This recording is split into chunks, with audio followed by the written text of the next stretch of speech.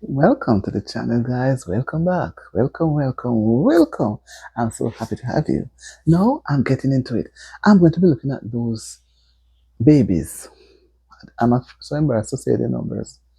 I heard 24, I heard 18, but the number of babies had died at the Victoria Jubilee Hospital. Guys, it's really sad because, you know, a life lost cannot be regained, right? We don't know what those persons have come to become, what they would have come to be in life. And we spending time to carry that pregnancy, cost wise, and taking care of our bodies, and be so cautious in what we do and eat, and trying to prepare for that newly born child. Having that child now come into the world and then quickly taken away, it's not a happy occasion. I've never had that opportunity, and I would never want it. I would never, and I would never wish it on anyone because it is very sad, very very sad. But I've seen where it says that they're looking at the matter as to why so many babies within since the month of June, and even to date, June is not yet, just a few days to go, and within June, so many babies have died. So, what could be the problem? What could be the problem? Is it that these mothers are not using up the facilities at the primary care clinics? Are they not going there none at all to prepare them? Because I remember the days when persons would go there, they know their dates when they are to go. But is it that everybody take everything into their own hands? So they don't know when their system is going down? And again, people are just eating just about anything. So one is left to think, are these pregnant mothers really taking care of themselves? No, I don't want to say they are not. I believe they are because they know if they don't, they're going to lose a child as well as their lives too. But when I see where the minister was saying that it's the type of their lifestyle and some of the illnesses that some of them have, and he was naming hypertension, diabetes, sickle cell, you name them, right? So not eating properly would basically have transferred some of those problems to the unborn child. So you have low birth weight and all of those things. But I still believe there's more to it than that because so many babies, even though the WHO has said so many babies are dying, what is the cause, the real cause? What is out there in the environment that the mother is not paying attention to? What is the real cause? And again, too, one would say that um, when you look at breastfeeding, many persons know breastfeed. I see persons at time will put the milk into put it. They don't allow the child to do it. Well, they will have their reasons, and they have their babies too. But I'm just wondering if that child was not being fed while unborn. What was the mother eating? What was she having? Because she know she's eating for two. So if she's going to eat what is not nourishing or nutritious, there can't be a healthy baby. There can't be a healthy baby, right? And the poor child, the poor baby now unborn is innocent. And while and what I do notice too, I see persons. I don't see. There used to be facilities at the clinics, but I see persons like they are bypassing it. There were times when you look at the clinic, you see a crowd of people there. And again, to use in the communities, you would see those community health aides doing their community visits, sorry, identifying persons who are pregnant and talk with them, and as well as visiting the homes of these babies after they are born. So, what about those community health aides? They normally wear blue. I don't know if they are still going out, but I'm just wondering. During the time when they normally go out into the communities, the community people always look to them for even additional advice, and they will go and check to see, and encourage them. But I don't know. I don't know if they are just preparing to go to the clinic. Is it that they don't have the money to go to pay their fares to go to the clinic? Because the clinic, I think, offers free advice. But are they not able to eat properly based on what they are being taught at the clinic to eat? I'm wondering. I am really wondering.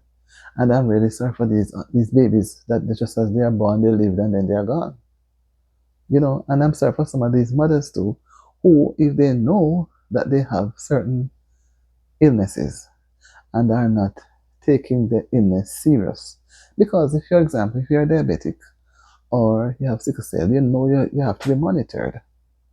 You have to be monitored. So if you're going to pretend that you don't have or you don't need it, remember that the doctors and the health professionals, they know more. I'm not a health professional guy, but I'm just saying that they know more than us. So a pregnant woman needs to follow a proper diet because now they're saying that low birth rate has to do with their lifestyle of eating. And personally, I don't want to think that is the only factor. That could be a factor. That could be because, as I say, I don't know. I'm just looking around, looking at persons, and wondering, is it just their diet that is causing it? What else could be the fact? Could it be that they have some diseases in their system or some problems that they are not aware of? So what I think the best remedy right now is to plan your family. Plan your family. And before you start to think about having babies, plan your family well. Go to your doctor and have proper discussion. And even before you go to the clinic, before you get pregnant, go to the clinic. Try to get some first-hand information. Maybe you could go to one of the sessions at the clinic, find out what he's offering. And then I remember too in the days when there were youth clubs being organized by a social development commission. Family planning was one of the main topics that you have. When those youth clubs meet, they will have persons come in and address them. Therefore, the community now will come because they will come and show slides and they will come and have meetings with the youth club guys and explain. But no, from what I'm seeing, there doesn't seem too much youth community groups as before. So it is lacking there. So people just go about getting pregnant. If they don't want it, they do what they want to do. And they eat what they want to eat and tell themselves certain things. But I'm not giving up. I'm not giving up. I still believe there's a way. As it is said, while there's a will, there has to be a way.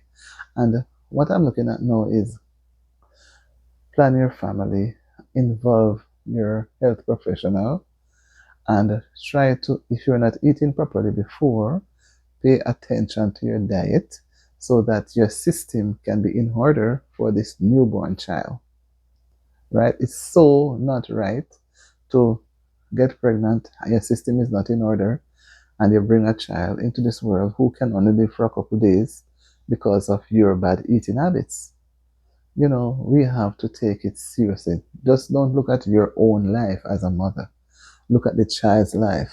It's going to be two because you can pass off as well and leaving the baby behind, and the baby can pass off and leave you, or both of you go, right? So I would say take a serious look at planning your family. Family planning means that you're going to get professional advice and they will advise you. And when the time is right, they will say, okay, you're ready now, you can go ahead. But other than that, guys, take it serious. Take your life serious. Take the child of a newborn baby serious. That child could become a prime minister, a doctor, a teacher, something important. And because of, as it is said, not eating properly, poor lifestyle, eating desires, it's what is said now about why these babies are dying, or these babies are becoming unalive. I don't know, I'm not a medical professional, so I have to just say and encourage persons. You're pregnant, try to be safe, follow a proper diet, follow up the primary care facilities in your community, and try your best to bring a healthy child because you don't want to bring a child into this world who is what? Delicate and puny and have a lot of problems. Problems will come, Don't get me wrong, problems will come, but we need to try. As it is said, people have different ailments and diseases and different things that affects their health. So they have to pay attention. You're diabetic, focus on the medication and your primary care doctor. Whatever the health situation is, even if you think you're well, get yourself checked up before you wait until you become pregnant. And then the problem all tumbles down. And who benefits from that? You lose a child, or you lose a life, or both baby mother and the baby is gone, which is a trauma. And I know those persons who have lost their babies and their children. They're not happy. It's very sad. So, guys, plan your family. Plan your family no matter what. Don't let anybody tell you what to do. You need to know that you need to plan your family. When you plan your family, you're on the right path. Plan your family to your family primary care, primary care provider. Or otherwise, your professional, health professional. Go to the clinic, ask them questions. Don't be afraid. Don't just go there and sit down because you're afraid. Ask questions. That's what you're gonna learn.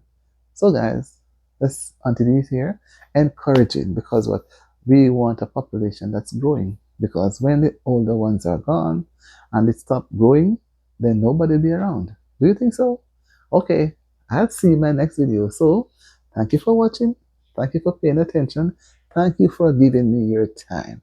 If you haven't subscribed, please subscribe and please watch the video, comment and share until these here. So see you in my next video.